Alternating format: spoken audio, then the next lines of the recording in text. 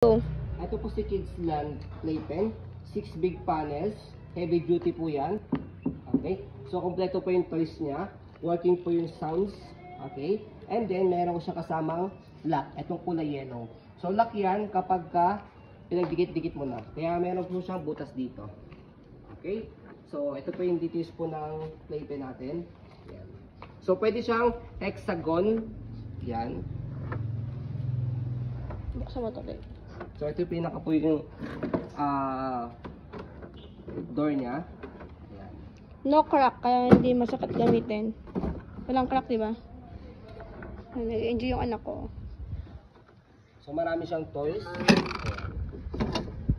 Ano? May telephone din siya.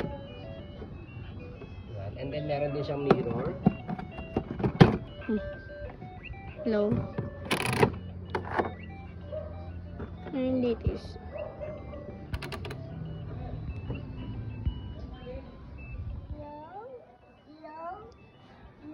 Kung gusto nyo po hexagon para mas malaki, bilhan nyo na lang po ng playmat na pang hexagon. Or pwedeng guntingin nyo yung playmat. So, pwede siyang hexagon, pwede rin rectangle. Depende po sa space po ng bahay po ninyo. Kung ano po yung akma ng space para sa bahay po ninyo. Yan. Okay na. So, yan. As you can see, very details po kami mag-video kasi sa policy po namin, no refund, no exchange, what you see is what you get. So, yun po. Maraming salamat. Have a nice day and God bless po.